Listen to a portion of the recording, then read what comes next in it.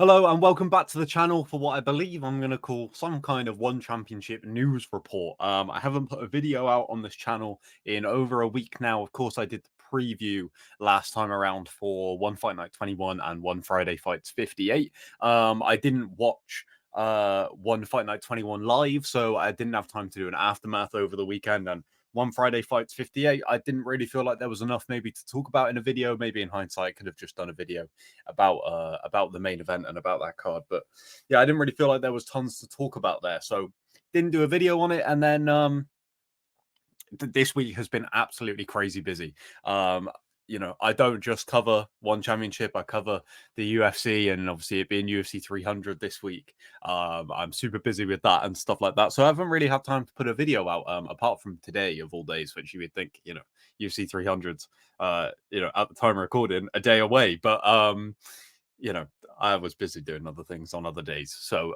but we have the time to do it now. So I thought there's been a couple of interesting stories that I haven't been able to cover on this channel. So maybe I thought maybe we'd run through a few of them. Maybe I'll make this more of a regular thing going forward, maybe once every couple of weeks.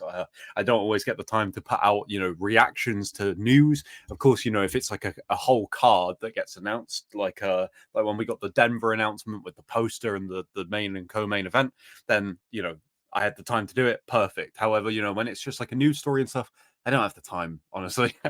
As I say, all the time with this channel, the more that you guys support this channel, the more time and effort I get to put into it, because doing this takes away from other things that I do, and the juice isn't always worth the squeeze. But I do enjoy doing this stuff. So if you do enjoy this and you want to see more, let me know, because we got a couple of weeks of I know that obviously we've got Friday fights and stuff like that. Of course, there isn't a big tentpole Friday fights card or anything to get super excited about, and we got a bit of a while until One Fight Night 22, so that goes down on Friday, May 3rd. So let me know what you guys want to see on this channel, because yeah, I'm not too sure what we're going to put out at the moment. We'll see. But yeah, we're here today to talk about a couple of different news stories, kicking off with a story that came out just yesterday from my sports gear colleague, Mr. Nick Atkin, about the kickboxing World Grand Prix. One Championship is going to be hosting another featherweight kickboxing Grand Prix. Some of you will remember that the last featherweight kickboxing Grand Prix was won by Chingiz Alazov, who then went on to challenge Superbon for the world title and beat him at One Fight Night 6 in January last year. And of course, the big kind of news here is that Chingiz Alazov is going to be in the World Grand Prix. Obviously, a couple of months ago, we had the stuff with Beyond Kickboxing, and Nick reported on it as well, that Chingiz maybe didn't seem too happy in One Championship, but he wasn't going to force his way out necessarily, and would just kind of be resting, or just taking some time away. And I assumed that would be to wait for something to entice him back, which I thought maybe the Superbon win over Gregorian would do. We'll get to Superbon and Gregorian in a minute, but Chingiz Alazov is back, right? In this Grand Prix. It's going to go down later this year. That's very, very exciting. I'm super happy to see him back. Superbon is also going to be in the tournament. And here's where it gets weird for me, this featherweight kickboxing Grand Prix. So at One Friday Fights 58, last Friday, April 5th, Lumpini Stadium, Superbon beat Marat for the interim featherweight kickboxing world championship. It was a good fight. It was very competitive. It was very close. I've seen a lot of people saying that Gregorian maybe should have won. I did think that Superbon did enough to win 3 rounds. I think he won the 5th, and that kind of sealed it. I did think it came down to that 5th round, to be honest. I thought Superbon got a bit of a second wind. He was looking a bit tired, I thought, in the 3rd and 4th, especially the 4th. That was a great round for Gregorian, if my memory serves me correctly. And you get the interim title, and you're going, okay, sweet, Superbon and Chingiz later this year sounds like a good idea to me. And then we might get it if they win their way to the finals of the Grand Prix, which you would imagine they're going to be on opposite ends of the bracket, just in case that does happen. That is the biggest fight that could potentially happen in the bracket. You're looking at potentially some new signings. That would be very, very nice. I would like to see that. They did make some new signings for the featherweight Grand Prix last time around, and I don't think a lot of those fighters are even in the promotion anymore. So you would think that they're going to have to get some people in. Is there a potential of having Tawanchai in the bracket? I would say probably not, personally. I don't really see it, but it would be interesting for sure. So yeah, I'm excited for a kickboxing Grand Prix. I don't think it makes total sense for Superbon. I do wonder if this would have still happened if Superbon had put on a dominant win against Gregorian that maybe would have tempted Chingiz to come back just for the rematch with Superbon. I wonder if, this is about motivating Chingiz and, putting another Grand Prix and, the potential for him to win 2 Grand Prix is particularly enticing to him. Maybe it is. I'm not too sure. I'm going to switch real quickly to bring up Instagram because that is where the next thing we're going to talk about is going down. But we do actually have, whilst I'm here, the One Fight Night 22 card, of course, headlined by Smila Sundell defending the strawweight Muay Thai World Championship against Natalia Diachkova. You've got Akbar Abdullayev against Halil Amir. That one I'm very excited to watch Halil Amir going down to featherweight. I thought he looked fantastic at lightweight. Lightweight Muay Thai contest since McClimby versus Dmitry Mechkov, which suddenly becomes a lot more exciting and the stakes are so much bigger now that Alexei Nicholas has defeated Regian Ursel, pulled off that upset at One Fight Night 21 on Friday. Marisa Bevy versus Zhang Lipeng is a good fight. Hiroki Akimoto back in action. That is cool to see. Reese McLaren back in action. Cool to see. Rong Rui versus Bogdan is a good fight. Yeah, I'm excited for this card. I think it looks good. I don't think it's like game changing, but there's a few on there that I'm pretty excited for. And whilst I clicked on Instagram and that came up, I thought it would be good to check that out. What we are going to go on Instagram for is to talk about Smina Sundell and Iman Barlow. Which post is it? Okay, this one. So, if people don't know, Iman Barlow announced her retirement. A fantastic striker out of the UK. A lot of people thought that she would be facing Smina Sundell at some point for that world title. And she basically came out and said that she wasn't getting the fights that she needed and she could make more money from doing seminars. And so she would be retiring. Smina Sundell replied on Instagram here to say that she had been offered the Barlow fight 3 times and signed all of them. As you can see, this top, you might not be able to see it very clearly, I'm not too sure, but this top comment here is from Iman Barlow. She said that she also signed the agreement and then one changed the date, and the new date she could not do for many reasons. She decided to retire in November 2023, so for them to offer you fights for 2024 with me was never going to happen. I wish you all the best in the future, champ. And there was also a message here from Barlow's manager to talk about the kind of ins and outs of what happened and what didn't happen. I'm personally, I'm going to switch it back here. I'm personally pretty gutted about this. I was, one of the people that really wanted to see that fight. I mean, just as a principle alone, you don't want to see a fighter that is as good as Iman Barlow, who has got fights that are as big as she had potentially on the horizon, walk away because she isn't getting those fights for whatever reason. Whoever's fault that is, she isn't getting the fights, and so has announced her retirement. Fair play to Smiller for coming back and saying that. I think that would have been the one I think that would have got a lot of people excited.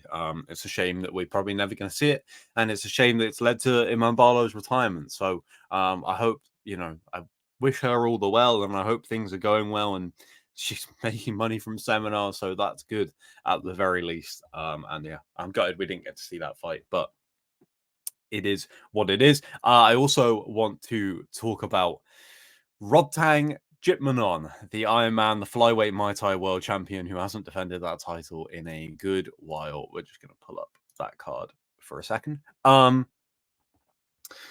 Yeah, so Rodtang. It looks like Rodtang's year is already pretty much mapped out. It looks like he will be back at 167 on June 7th, Impact Arena in Bangkok, for a kickboxing fight. I would imagine not a particularly difficult kickboxing fight, because then after we get 1168 in Denver, that is September 6th or 7th or something like that, right? They are going back to Japan, supposedly. No date announced, I don't believe, yet. And that will be Rodtang versus Takeru in kickboxing. And so no title defense here for Rodtang. And then they're hoping that Rodtang's going to be able to turn around in a few weeks after that fight to feature on the Atlanta card. How do I feel about this? Mixed emotions. I do really want to see the Takeru fight, and I can totally understand that Rodtang would probably want to have a kickboxing fight maybe before Takeru. I understand that you would want him on that Impact Arena card because they really need to shift some tickets for that with the time zone and all that stuff. So I get it. And I get that you would want him on the Atlanta card. It would have felt really, really weird if Rodtang wasn't at either of these two US shows. So I get it. But at the same time, it's difficult, right? Because we're getting a fight that people do want to see in the middle of probably two fights that people are going to complain about, with Rodtang being given opponents that he should probably beat fairly handedly, right? So it's a tough one because it almost feels like we're getting two showcase fights in order to make sure that Rodtang is able to fight in America and also fight Takeru in Japan. The schedule is just it's really packed towards the latter half of the year. Those two US shows and Japan in the middle. It's pretty crazy. And you've also got the Featherweight Kickboxing Grand Prix is probably going to go down around that time. It would be cool if that happened in America, I think. The finals going down in Atlanta, I think would be pretty great to see. So we'll see what happens with it. But Rodtang's going to be a busy man throughout the rest of the year. This is, of course, the card that he is potentially going to be on. Nothing confirmed as of yet. 1167. And there are some very, very good fights on this card that we are going to talk about because they are also a bit of news. Let's scroll down here. I mean, this card is like already fantastic. I should probably switch this around. There you go. This card already looks great. Stamp and Denise, of course, rescheduled to this card. Good main event. Excited for that one. Tao and Joe Natworth for the Muay Thai World Championship. Good fight. Interested on that one. Mikey Musumeci versus Gabriel Souza. No title on the line because this is up at bantamweight. Musumeci, of course, is the flyweight champion, but Gabriel Souza, the last guy to defeat him. So no complaints there about this one. Excited to see that. Johan Ghazali back in action. Excited for that one. And then here is the two fights that are news that we are going to talk about. We will start with Mr. Liam Harrison, the hitman himself, the UK vet. If people are subscribed to the Sports Kade MMA Originals channel, which you absolutely should be, you will know that I jumped on the One on SK podcast on Wednesday with Mr. Nick Atkin and with Mr. Liam Harrison to chat about this comeback, to chat about Jonathan Haggerty, to chat about his injuries, to chat about Sexan and One Friday Fights 58. It was a very, very good chat. You can check that out if you go onto the Sports Kade MMA Originals channel, and it might not come up. You might have to click on live, and the replay of the live podcast, the live stream, will be up there Wednesdays. Going forward, I believe I will be joining Nick as well as the other episodes that he does with Tristan and the like. So go and check those out. They're always great. And I'm so excited to have Liam back, of course, after all this time. The injury that he suffered against Nongo has kept him out for nearly 2 years. It's crazy because it felt like at points we were getting pretty close to his comeback last year, but I'm glad that he took the extra time to wait and get everything properly fixed. Obviously, it would have been devastating if he had ended up rushing it a little bit and injuring himself again. He is taking on Japan's Katsuki Kitano, who I do not know a whole lot about, but after watching Sexan the other day against Yutaro Asahi, I feel a little bit more nervous about this. I did actually speak to Liam about this on the podcast. Yeah, good stuff. And excited. Liam seems to have another fight booked as well. I believe that's for Denver. Potentially Sexan. That would be cool. I believe that's what it is, but I don't know for sure. And yeah, excited. I just hope that this one goes to plan. And I'm going to be nervous watching this one, to be honest, even though I confidently will get the win. Obviously, first fight back since the injury. How does he look? Does he take damage? If he takes a lot of damage, does it put the second fight in jeopardy? We will find out. And then, of course, the other fight on this card that I wanted to chat about, Kade Ruotolo taking on Blake Cooper in lightweight MMA.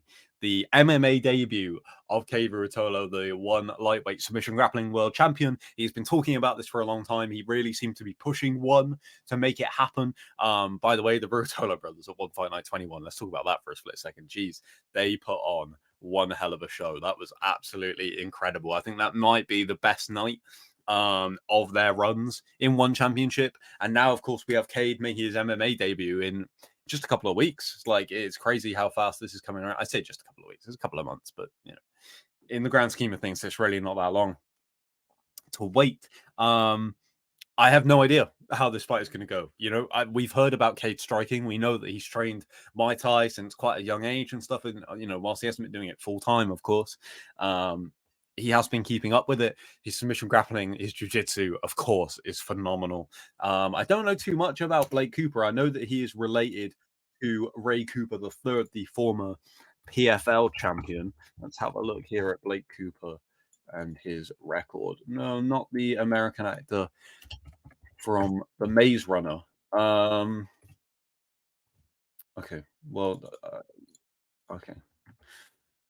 Let's pull this up. Let me just switch the screens over here. We will pull up his topology. Okay, so 2-1. First of all, 2-1 is not a bad record to be making your MMA debut against. People will go, why is this guy fighting this guy when Kade has all this experience and is a world champion? You know, you see it all the time where people come into. I interviewed. Her name has escaped my head now. Why is that? What was her name? Let me look this up really quick. This is my bad. I should really remember this, but it was a fair while. It was a little bit of a while ago now. Bear with me 2 seconds. Let's have a look.